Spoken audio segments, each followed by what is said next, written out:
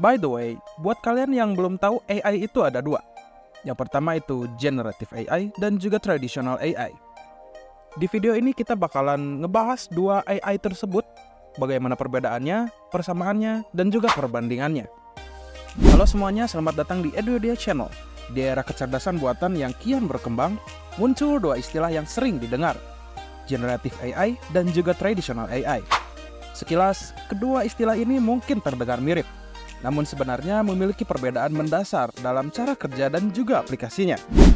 Traditional AI atau kecerdasan buatan tradisional bagaikan murid yang pandai ngikutin instruksi gitu. Ia dilatih dengan data dan aturan yang terstruktur dan mahir dalam menyelesaikan tugas-tugas seperti klasifikasi, prediksi, dan optimasi. Contohnya AI tradisional yang digunain untuk ngedeteksi spam di email atau mengenali wajah di foto. Kayak Face ID gitu. Di sisi lain, Generative AI bagaikan seniman kreatif yang mampu ngehasilin karya baru. Ia belajar dari pola dan hubungan dalam data dan mampu menciptakan konten orisinal seperti teks, gambar, musik, dan bahkan kode. Contohnya AI generatif yang digunain untuk ngasilin gambar realistis dari teks deskripsi atau menciptakan melodi musik yang unik, udah kayak manusia gitu. Jadi sebetulnya perbedaannya tuh nggak terlalu signifikan, tapi dapat dicirikan gitu.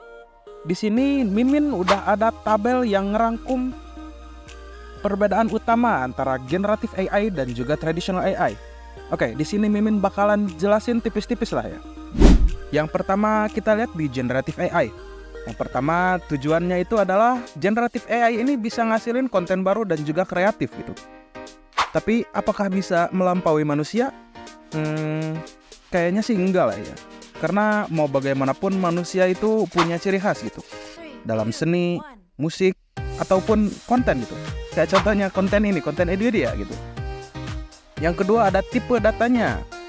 Untuk tipe datanya, Generative AI tidak terstruktur dan juga bisa dibilang kreatif gitu. Yang ketiga ada tugasnya. Buat Generative AI tugasnya itu bisa ngasilin teks, gambar, musik, dan juga kode. Ya, seperti tadi kayak Mimin yang udah disebutin, ini udah kayak manusia gitu. Seperti contohnya membangkitkan gambar dari teks, membuat melodi musik, membuat lukisan, dan lain sebagainya. Yang kedua kita bakalan ngebahas Traditional AI. Yang pertama tujuannya itu adalah menganalisis dan memahami data yang ada. Jadi intinya si Traditional AI ini berpatok sama yang namanya data yang diinput dan juga dianalisis. Yang kedua, tipe datanya itu terstruktur dan juga terdefinisikan dengan baik. Buat tugasnya adalah klasifikasi, prediksi, dan juga optimasi. Ya kalau dibilang AI ini keren juga gitu maksudnya. Ada prediksi semacam kayak gitulah. Buat contohnya, AI ini biasa dipakai buat mendeteksi spam email, Face ID, atau pengenalan wajah, fingerprint mungkin, dan lain sebagainya. Oke, lalu kapan sebaiknya menggunakan Generative AI dan juga Traditional AI? Kalau Mimin biasanya pakai Generative AI itu buat bikin konten kayak gini, atau misalnya cari-cari inspirasi. Kan salah satunya bisa menghasilkan gambar dari teks dan yang lain sebagainya lah. Pokoknya kalian yang bertugas di industri-industri kreatif kayak gitu, Mimin saranin sih pakai Generative AI gitu. Lebih worth it lah. Buat yang kedua, Traditional AI biasanya dipakai buat analisis data gitu.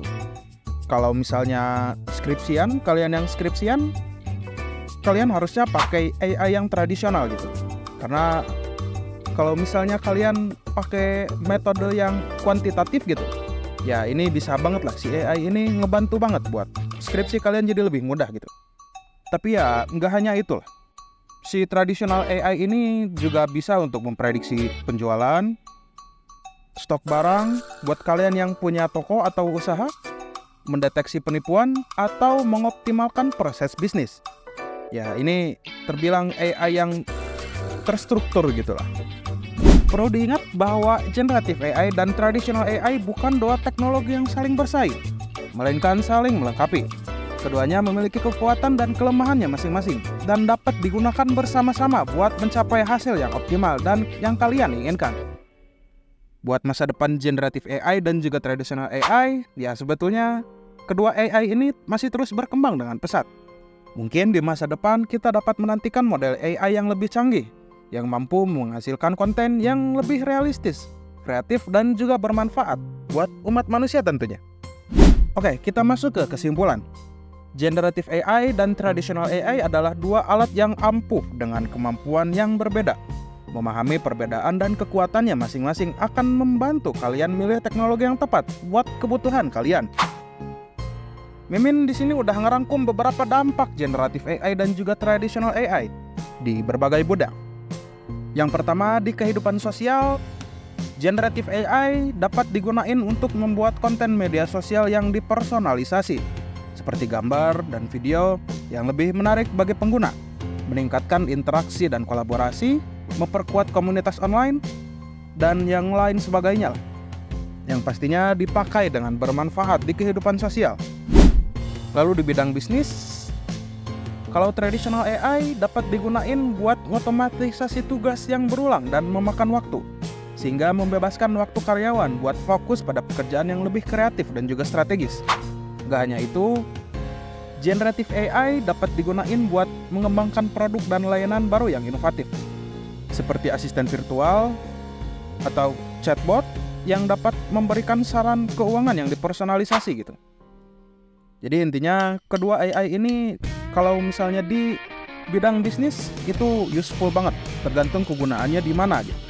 Dan ya intinya masih banyak lagi lah. Buat kesimpulannya, Generative AI dan Traditional AI memiliki potensi buat merevolusi berbagai aspek kehidupan manusia. Ketika teknologi ini terus berkembang, kita dapat menantikan inovasi dan kemajuan baru yang akan membuat hidup kita lebih mudah, lebih menarik, dan juga lebih bermanfaat. Dan pastinya hemat waktu. Penting buat dicatat bahwa Generative AI dan juga Traditional AI memiliki resiko yang terkait dengannya, seperti potensi bias dan diskriminasi. Oleh karena itu, penting untuk menggunakan teknologi ini dengan bertanggung jawab dan juga etis. Yang pastinya dibarengi juga dengan moral. Oke, mungkin segitu aja yang bisa Mimin sampaikan ke kalian. Jangan lupa like, komen, share, dan juga subscribe. See you on next videos. Bye.